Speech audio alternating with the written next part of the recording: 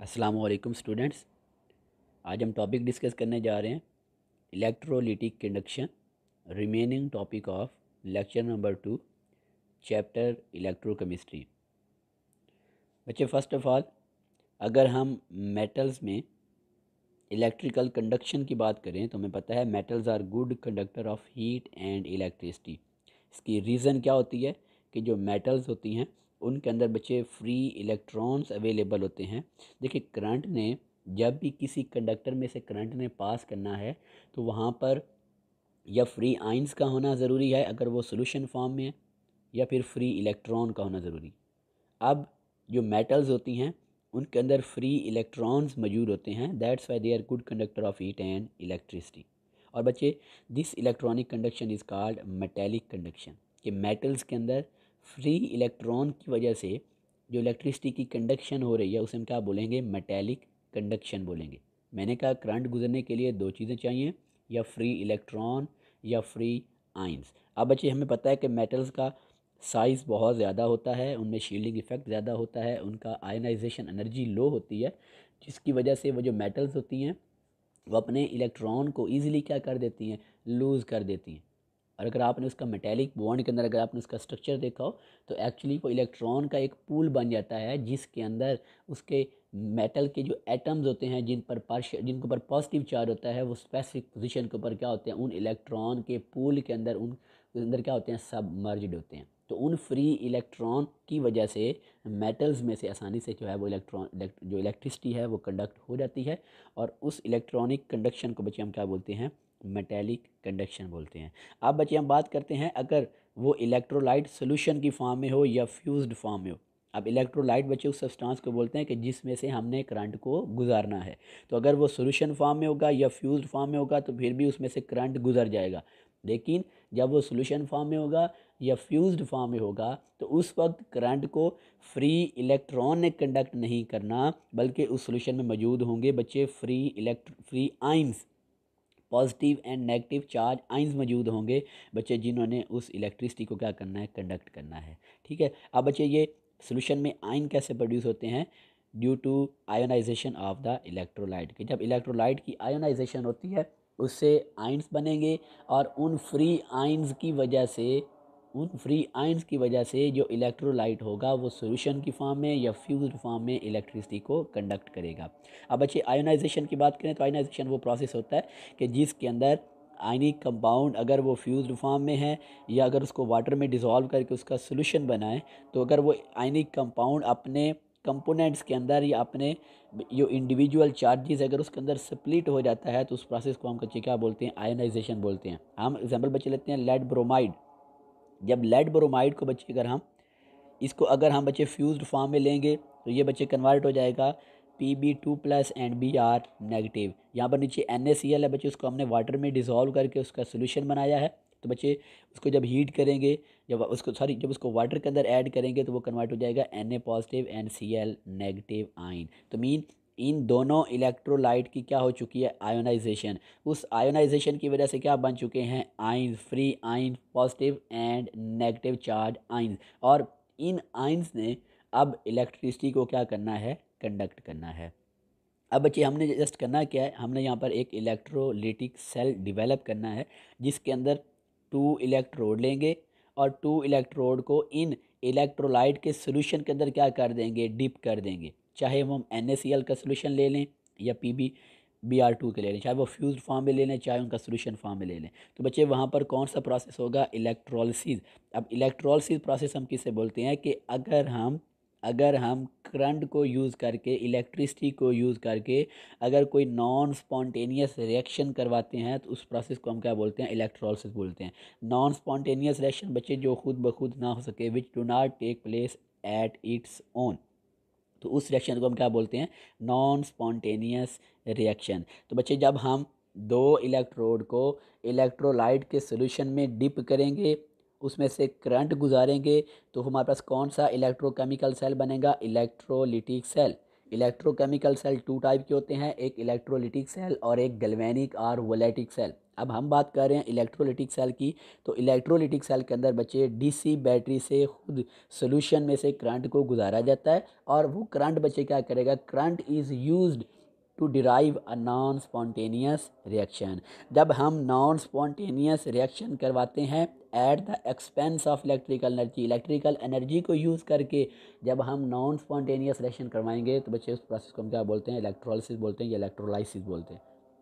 और इस non spontaneous reaction में एक्चुअली होगा क्या कि जो पॉजिटिव आइंस और जो नेगेटिव आइंस थे वो अपने रिस्पेक्टिव इलेक्ट्रोड के ऊपर जाकर क्या हो जाएंगे, डिपॉजिटेड हो जाएंगे। कैसे डिपॉजिट होंगे, यही हम डिटेल में इसको पढ़ने जा रहे हैं। और इलेक्ट्रोलिटिक सेल के बच्चे टू टाइप्स होती हैं, एक डाउन सेल और एक हमारे पास होते हैं नेल्सन सेल।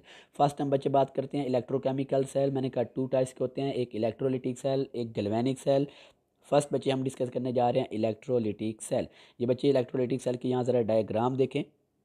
तो बच्चे जो इलेक्ट्रोलिटिक सेल है देखें, इसके अंदर एक्चुअली हमने क्या करना है कि इस डीसी सोर्स से इलेक्ट्रिसिटी को लेकर, इलेक्ट्रिसिटी को यूज़ करके हमने एक नॉन स्पॉन्टेनियस रिएक्शन करवाना है। जब नॉन स्पॉन्टेनियस रिएक्शन हम करवाएंगे किसके, by the use of electricity, तो उस प्रोसेस को हम बच्चे क्या बोलते हैं, इलेक्ट्रोलाइसिस बोलते हैं। और इस इलेक्ट्रोलाइसिस के रिस्पांस पे हमने कहा क्या होना है कि वो जो आइंस हैं वो अपने रिस्पेक्टिव जो इलेक्ट्रोड हैं उधर क्या कर जाएंगे, मूव कर जाएंगे। तो अगर इस डायग्राम को आप देखें तो हमारे पास बच्चे टू इलेक्ट्रोड हैं। उन इलेक्ट्रोड को इलेक्ट्रोलाइट के सोल्यूशन में हमने क्या किया हुआ है, डिप किया हुआ है। अब इस इलेक्ट्रोलाइट के अंदर बच्चे पॉजिटिव आयन भी होंगे, नेगेटिव आयन भी होंगे। कहाँ से आए, ड्यू टू आयनाइजेशन। और ये सोल्यूशन के अंदर क्या करेंगे बच्चे, फ्रीली मूव करेंगे। अब अगर हम इन इलेक्ट्रोड के साथ एक डीसी सोर्स लगाते हैं, कोई एक बैटरी कनेक्ट कर दें बच्चे, तो जब बच्चे बैटरी लगा देंगे तो बच्चे उस वक्त जो पॉजिटिव आयंस और जो नेगेटिव आयंस हैं वो अपने अपने रिस्पेक्टिव इलेक्ट्रोड की तरफ क्या करेंगे, मूव करेंगे। देखिए बच्चे, जिस इलेक्ट्रोड को हम बैटरी के पॉजिटिव टर्मिनल से लगाएंगे उसे बच्चे हम क्या बोलेंगे, एनोड। तो इस पर चार्ज क्या होगा, पॉजिटिव। जिसको बैटरी के नेगेटिव टर्मिनल से मिलाएंगे उसे क्या बोलते हैं, कैथोड। उस पर चार्ज क्या होगा, नेगेटिव चार्ज होगा। तो मैं यहाँ पर बच्चे अगेन लिख रहा हूँ, देखें गौर से। लेट्स सपोज ये हमारे पास इधर मैं लिख रहा हूँ एनोड, एनोड के ऊपर चार्ज क्या है, पॉजिटिव। यहाँ पे लिख रहा हूँ कैथोड, तो बच्चे कैथोड पर चार्ज क्या है, नेगेटिव। अब बच्चे देखें, अब हमारे पास आयंस टू टाइप्स के थे, एक पॉजिटिव आयन, एक नेगेटिव आयन। तो जो पॉजिटिव आयन होंगे जिनको हम कैटाइन बोलते हैं, तो बच्चे पॉजिटिव चार्ज कैटाइन किधर मूव करेंगे, टूवर्ड कैथोड। और कैथोड पर बच्चे चार्ज क्या होता है, नेगेटिव। अब इसी तरह जो एनाइन होंगे जिनके ऊपर नेगेटिव चार्ज होगा बच्चे, वो अट्रैक्ट होकर कहाँ जाएंगे, टूवर्ड एनोड। क्योंकि एनोड पर क्या चार्ज होता है, पॉजिटिव चार्ज होता है। मीन हम ये भी कह सकते हैं कि अपोजिटली चार्ज ने एक दूसरे को अट्रैक्ट किया, कि जब इसमें से करंट गुजारा हमने हमने बैटरी से कनेक्ट किया, पोटेंशियल यहाँ पर डिवेलप हुआ। उस इलेक्ट्रिकल पोटेंशियल के रिस्पांस में जो कैटाइन होंगे जिन पर पॉजिटिव चार्ज आएगा वो कैथोड की तरफ जाएंगे, कैथोड पर चार्ज नेगेटिव। अब जो एनाइन हैं जिन पर चार्ज नेगेटिव है बच्चे, वो अट्रैक्ट होकर कहाँ पे जाएंगे, वो एनोड के ऊपर जाएंगे। और बच्चे इस आयनिक चार्ज की मूवमेंट की कैसे हुई है बच्चे, due to application of current. कि जब हम यहाँ से बच्चे करंट को पास करेंगे तो करंट के पास करने की वजह से उन आयंस की क्या हुई है, मूवमेंट हुई है। तो बच्चे इस कंडक्शन को हम क्या बोलेंगे, इलेक्ट्रोलिटिक कंडक्शन। और इस पूरे अपरेटस को हम क्या बोलेंगे, इलेक्ट्रोलिटिक सेल बोलेंगे। और यहाँ पर बच्चे देखें, ये बात वही लिखी हुई है कि जो पॉजिटिव चार्ज होंगे कैटाइन, वो कहाँ मूव करेंगे, नेगेटिव इलेक्ट्रोड की तरफ, जिसे हम क्या बोलते हैं, कैथोड। मीन कैटाइन कहाँ जाएगा, कैथोड के पास। इसी तरह जो नेगेटिव चार्ज आइन होते हैं एन आइन बच्चे, वो कहाँ पर मूव करके जाएंगे, टुवर्ड पॉजिटिव इलेक्ट्रोड, जिसे हम क्या बोलते हैं, एनोड। तो मीन कैटाइन जाएंगे कैथोड के पास, एनाइन जाएंगे एनोड के पास। नेक्स्ट बच्चे अगर हम यहाँ पर देखें, नेक्स्ट बच्चे हम ये अगर यहाँ पर देखें तो हमने कहा कि जब हमारे पास इलेक्ट्रोलिटिक सेल के अंदर इलेक्ट्रोकेमिकल बच्चे रिएक्शन होने हैं, वो इलेक्ट्रोकेमिकल रिएक्शन हमारे पास कैसे होने हैं,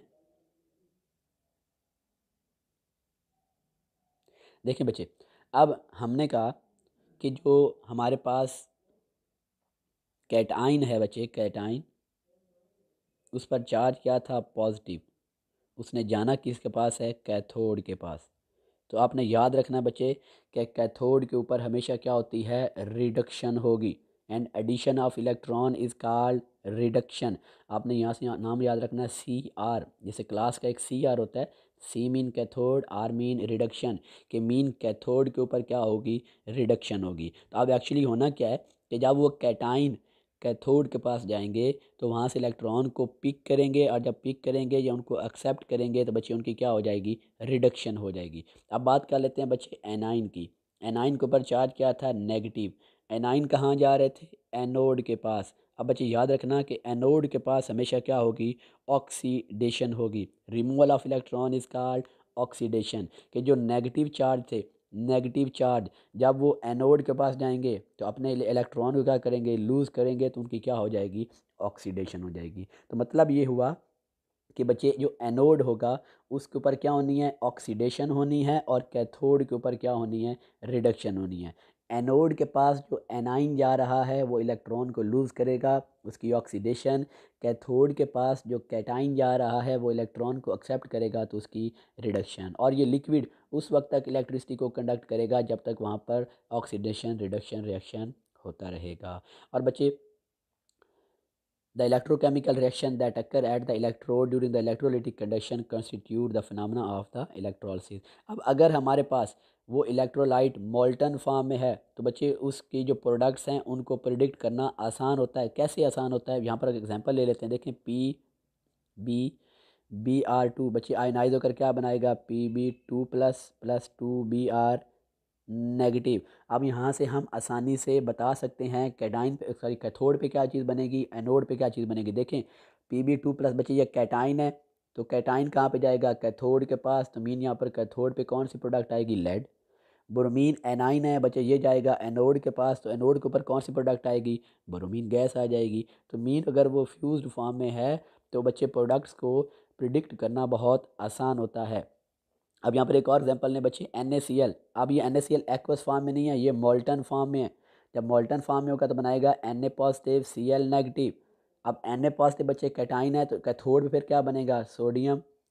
और ये एनाइन है, एनोड के पास जाएगा तो एनोड पे कौन सी प्रोडक्ट बनेगी, बच्चे क्लोरीन गैस बनेगी। लेकिन अगर यही इलेक्ट्रोलाइट सॉल्यूशन की फॉर्म में होंगे तो उस वक्त प्रोडक्ट को प्रिडिक्ट करना मुश्किल हो जाता है। क्यों मुश्किल हो जाता है, लेट्स सपोज इसी हम NaCl की बात करते हैं। जब इस NaCl को मैं इसका एक्वस सोल्यूशन बनाऊंगा बच्चे, एक तो बनेंगे Na+Cl नेगेटिव आइन, तो उसके साथ साथ वहाँ पर H पॉजिटिव और OH नेगेटिव आइन भी होंगे।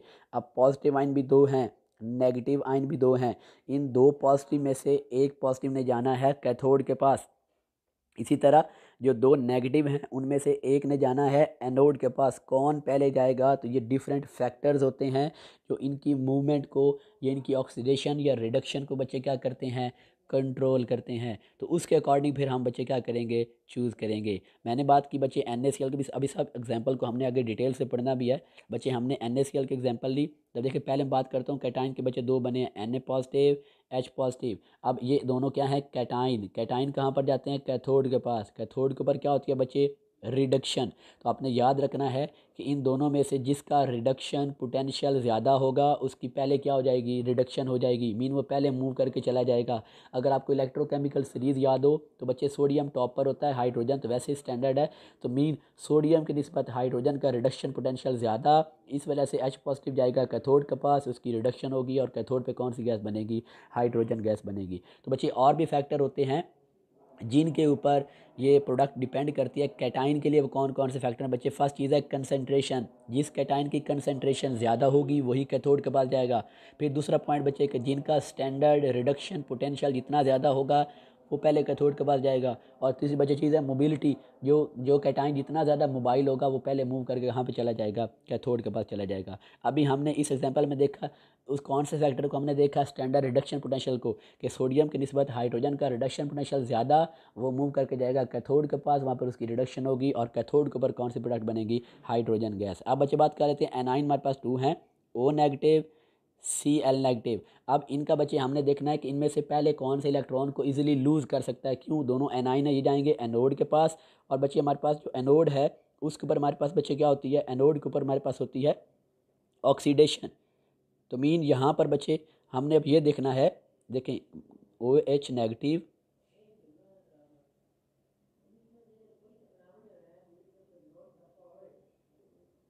बच्चे अगेन यहाँ पर देखिए मैंने कहा OH नेगेटिव और यहाँ पे Cl नेगेटिव। तो बच्चे इन दोनों को अगर हम कंपेयर करेंगे तो यहाँ पर ना अब हमने ये देखना है कि इनमें से कौन सा इजीली इलेक्ट्रॉन को लूज़ कर देता है, साथ में इनकी कंसंट्रेशन भी देखनी है। मैं बहुत इंपॉर्टेंट पॉइंट बोलने जा रहा हूँ। अगर बच्चे हमारे पास वो होगा डाइल्यूट सोल्यूशन या हमारे पास होगा कंसनट्रेटेड सोल्यूशन। अगर वो डाइल्यूट सोल्यूशन होगा तब हाइड्रोक्सल आयन की कंसंट्रेशन Cl नेगेटिव से ज़्यादा होगी। तो मैंने कहा था जिसकी कंसंट्रेशन ज़्यादा प्रोडक्ट वही बनेगी। तो अगर डाइल्यूट सोल्यूशन होगा तो OH हाइड्रोक्सल आयन की कंसंट्रेशन ज़्यादा, तो यही बचे जाएंगे एनोड के पास।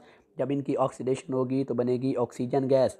अगर मेरे पास NaCl का कंसनट्रेटेड सोल्यूशन होता है जिसे हम ब्राइन भी बोलते हैं, तो अगर कंसनट्रेटेड सोल्यूशन होता तो फिर उसमें Cl नेगेटिव आयन की कंसनट्रेशन क्या होनी थी, ज़्यादा, जिसकी वजह से Cl नेगेटिव मूव करके जाएगा एनोड के पास, इसकी ऑक्सीडेशन होगी तो बन जाएगी क्लोरीन गैस। तो मैंने आपको 2 अलग अलग प्रोडक्ट्स बना के दिए हैं कि अगर NaCl का डाइल्यूट सोल्यूशन होगा तो एनोड पर ऑक्सीजन गैस रिलीज़ होगी। अगर NaCl का कंसनट्रेटेड सोल्यूशन होगा तो बच्चे उस वक्त कैथोड के ऊपर कौन सी एनोड के ऊपर कौन सी चीज़ बनेगी, क्लोरीन गैस बनेगी। इसी तरह मैं बात करता हूँ KCl की।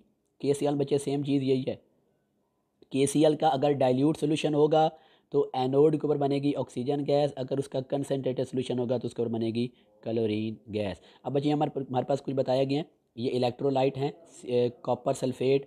जो कैथोड है वो कॉपर का बना हुआ है, जो एनोड है वो भी कॉपर का बना हुआ है, और इस रिएक्शन के अंदर जो इलेक्ट्रोड होते हैं वो भी रिएक्शन के अंदर हिस्सा लेते हैं। अब ये बच्चे इम्प्योर कॉपर को प्योर करने के लिए ये उसमें मेथड है कि जो उसमें जो प्योर वाला होता है वो कैथोड बनाया जाता है, जो इम्प्योर वाला होता है उसको एनोड बनाया जाता है। तो जो एनोड में फिर चूँकि वहाँ पे ऑक्सीडेशन होनी है, तो जो कॉपर होते हैं उनकी ऑक्सीडेशन होकर वो Cu2+ आयन की फॉर्म में सोल्यूशन में चले जाएंगे, और कैथोड पे उनकी रिडक्शन होगी तो कैथोड पे डिपॉजिट हो जाएंगे। नेक्स्ट बची इलेक्ट्रोलाइट हैं, सिल्वर नाइट्रेट और नाइट्रिक एसिड हैं। इनके अंदर बचे सिल्वर का कैथोड है, सिल्वर का एनोड है। मीन इन दोनों रिएक्शन के अंदर जो कैथोड और जो एनोड होते हैं वो खुद रिएक्शन के अंदर पार्टिसिपेट करते हैं, लेकिन ज़्यादा रिएक्शन के अंदर जो इलेक्ट्रोड होते हैं वो इनर्ट होते हैं, वो रिएक्शन में इन्वॉल्व नहीं होते। ये सारे बच्चे जो एग्जाम्पल हैं इन सब के अंदर जो इलेक्ट्रोड होते हैं वो रिएक्शन के अंदर हिस्सा नहीं लेते। अल्लाह हाफिज़।